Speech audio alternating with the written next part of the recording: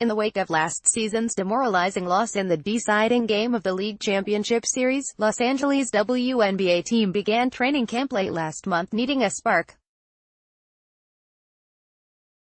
No, literally, they needed a spark. Advertisement: only 3 of their players showed up. In what has become the WNBA's annual rite of international passage, the rest of the regular team was busy making a living playing professional basketball overseas. When the Sparks begin their 22nd season Sunday in Minnesota against the defending champion Lynx, some of their players will have just arrived. Some still won't be there. Most of them will have not played together in months. It will be an opening day without bands or bunting. It will be equally exhausting and exhilarating, a day marked by as much pain as promise. Some will show up suffering from severe jet lag.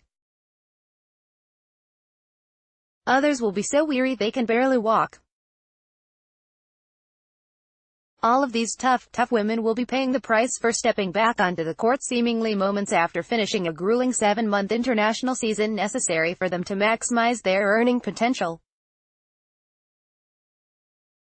It's exhausting mentally, physically, emotionally, said Ticha Penicheiro, former Sparks guard and WNBA All-Star who now represents WNBA players.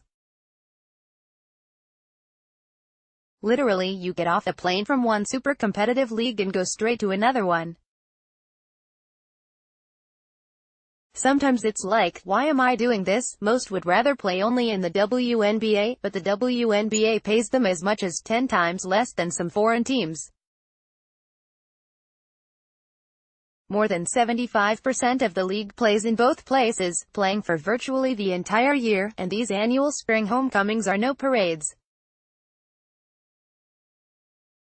People can't fully grasp it unless they're in this position, said the Sparks' Chelsea Gray, who finished a full season in Turkey and was practicing at Galen Center 5 days later. You're always going into full throttle. It's a challenge, the Sparks' Chelsea Gray, shown with coach Brian Agler. Gray plays overseas during the WNBA off-season. Kamil Kurzasinski, AP, Brian Agler is a 2-time WNBA championship coach, and his Sparks are a 3-time championship franchise, yet their training camp began on a court filled with the basketball equivalent of extras. The stand-ins suited up so the 3 regulars would have enough for a game. There were so many new anonymous faces that Agler sometimes struggled to remember their names. It's not ideal for anybody, Agler said. We were practicing with 10 players who weren't even going to be on our team. That patchwork squad actually played 2 exhibition games together. A couple of more regulars returned home for a 3rd and final exhibition. Even with the season starting, the team is not together, as Janta Lavender and Maria Vadiva are still overseas, which is problematic for another reason. Vadiva, from Russia, was the club's first-round draft pick this spring, yet Agler has never even met her. It's completely different, Agler said. It's hard to explain. It's impossible to imagine Lakers coach Luke Walton requiring an introduction to Lonzo Ball during the regular season, but such is life in the first weeks of an WNBA schedule, where everyone is just trying to catch their breath and find their legs. That's the dynamic we deal with that nobody else does, Agler said. Every year it's like this, and there's no solution. Advertisement: all they can do is adjust, which Alger does when he realizes he can't rely on standard plays that few have had time to practice. So he sometimes draws up plays on the sideline, on the spot. Said Agler. There is an element of playground basketball early in the season, said Gray. You get used to a lot of nonverbal communication. Agler also has to watch his players' minutes, not because they are weary of playing for him, but because they are still dragging from their other league. Last season, Essence Carson played her first game without a practice after climbing off her international flight less than 24 hours earlier. She started, yet was so exhausted she played just 7 minutes. Essence tried to come back and play but she was just gassed, Agler said. You ask NBA players if they would ever do something like this. It's very difficult. Agler figures the Sparks, like most WNBA teams, finally settle into their season by the middle of June. But the first month struggles are an annual reminder of an unsettling reality. Despite the economic and perceptual gains made by women's sports in the United States, some of our greatest female athletes still have to leave the country to get the most out of their abilities.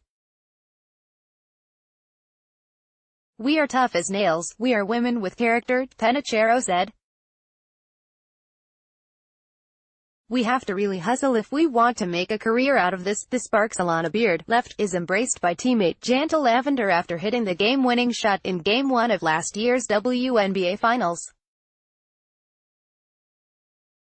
Stacey Bangs, Associated Press. The 2017 WNBA season set records for social media and merchandise. The league had its highest attendance in 6 years. The dramatic finals between the Sparks and Lynx was the third most watched finals since the ESPN family began broadcasting the event in 2003. In some ways, the 22-year-old operation has never been stronger. It easily remains the best, most competitive women's basketball league in the world. But even at its healthiest, in a crowded American sports landscape, it still can't come close to attracting the sort of attention and revenue that can turn it into a full-time job. The games are amazing, better than the men, but so far we can't draw the big crowds, we can't get people, on average, to support the cause, Penicheiro said. That's just where we are. The WNBA has a hard salary cap with a rookie minimum salary of $50,000 and a veteran max of around $115,000. Some of those same players can make $500,000 a year playing overseas, where wealthy owners view their teams as a status symbol worth an endless investment. The foreign pockets are so deep that stars and Diana Taurasi actually skipped the 2015 season with the Phoenix Mercury when her Russian team paid her $107,000 Mercury salary, on top of her $1.5 million Russian salary, if she would spend the summer resting. When a player is tired from playing in 2 leagues, and asks me why they are doing it, I ask them, do they have a computer? Penicheiro said. I tell them log in, check your bank account, that's why you do it, so they keep doing it even though the WNBA allots $50,000 per team to supplement players who chose to stay home. It's a losing battle, so much that the 4-month WNBA schedule actually ends as the 7-month international schedule begins, because what WNBA team wants its players bolting for China in the middle of the playoffs? It all makes for an interesting first couple of WNBA weeks, which will be even more difficult for the Sparks as they travel to Minnesota, Indiana and Connecticut before returning to Staples Center for their home opener on May 27. They fly commercial, by the way, and they are guaranteed seats only in coach. They can fly first class only if they use their frequent flyer miles, Agler said.